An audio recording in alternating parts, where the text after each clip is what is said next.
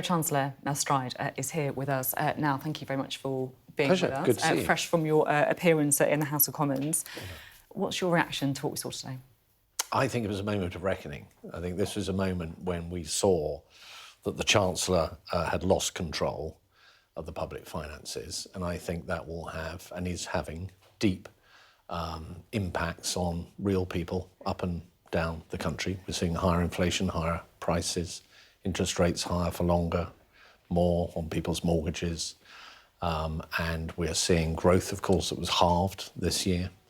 We're seeing inflation that is double, actually over double what it was at the time when we were in government, the forecast then. We're seeing unemployment now forecast to be increasing in each of this year, next year, the year after, and flat thereafter. And we saw that fiscal headroom completely disappear and go underwater to the tune of over £4 billion. Now, the Chancellor has scrabbled around and saved some money and done some things on welfare in haste to try and make that up. But it doesn't give you much confidence as we go into the autumn and the next budget that she's not going to end up in a similar situation again. You know, listening to your answer just there, high inflation, borrowing, poor growth, I mean, it could have been someone talking about you guys, couldn't it? An opposition Chancellor would say exactly the same thing about you when you were in government. So I think let's take inflation. So inflation was high under the last government. It actually hit 11.1% in October 22. But that was for external reasons. So that was the war. But let me make this point. Let me just come, because you can't... Well, you've asked the question. But I have to come back in, because you can't only take responsibility, only say that governments take responsibility for inflation when it's the other guys. No, no. The point. You can make the factor that actually, you know, governments don't control inflation, but you were the one who brought it up then, saying it's, you know, these guys' fault. So what I was trying to do is to make a distinction between what happened under us, which was an external shock to the UK economy that was highly inflationary, and it was our job, working alongside the Bank of England, to bring that inflation figure down, which we did to 2%, to the target on the very day of the general election. What we've seen here with inflation increasing is a product of conscious decisions by this government, firstly to whack taxes, national insurance taxes on business, part of which gets passed on by way of higher prices, but equally to tax, borrow and spend in a way that, you know, Labour governments perhaps did back in the 1970s, which pushes up inflation as well. So when inflation's high under the Conservatives, it's not your fault, but when it's high under Labour, it is their fault. No, the point that I'm making is that government's interaction with inflation, under us it was to take the necessary steps to bring it down. What this government has actually done was inherited inflation at 2%. It's likely to peak, most forecasts are saying, at almost double that figure this year.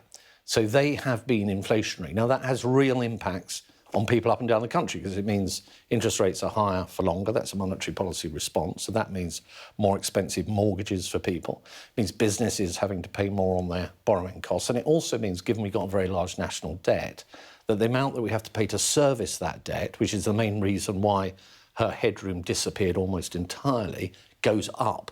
So we are spending over £100 billion a year just on debt interest alone. And part of that is the inflation and interest rate response to government policy.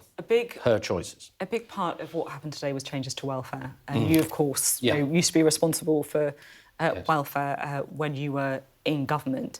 You wanted to bring the benefits bill down. You said it was important to do that. So do you support the changes announced today? So what I support is principled welfare reform. And what I mean by that is it has to be thoughtful, it has to be properly planned, and that's what we did when I was Secretary of State. We saved £5 billion across the forecast through making welfare reforms, 450,000 people, according to the OPR, not going on to those long-term sickness and disability benefits. But what you've seen with this government is not principled, careful, planned reform. They had no mention of PIP in their manifesto, for example. They came into office and pussyfooted around with welfare reform because it was deeply divisive within their own ranks.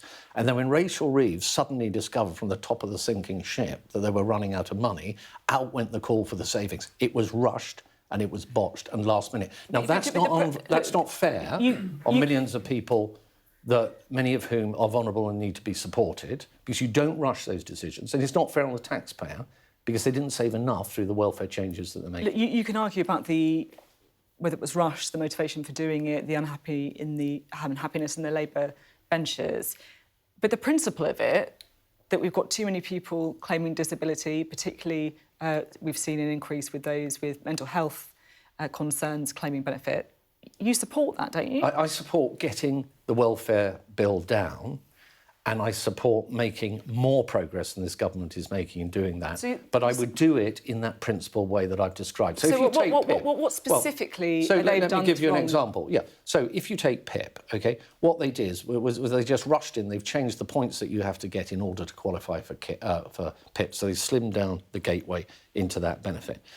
When I was Secretary of State, we actually consulted on a deep fundamental reform to PIP, which asked the basic question of whether that benefit and the way it operates is fit for purpose. And my view is that it isn't. I'm genuinely just confused about what specifically because you want to bring down the PIP. With respect, I'm trying to explain. So what we need to do with PIP, for example, which is a big part of the changes that drive some of the savings that the government's bringing in, is not just snatch at the easy levers to save cost, but actually look at fundamental reform, which we in government had consulted on and looked at the way that that benefit actually works. And that's possibly a moment for another more detailed discussion. But there is a better and more targeted way of making sure that PIP, firstly, helps the people that need the help and supports them with additional costs of disability, but equally gets the bill down much more strongly than this government has achieved. So they've achieved the worst of all worlds, not enough savings, and actually it's going to be very tough on some people for whom a more thoughtful approach would be more appropriate. OK, thank you very much indeed. Thank you.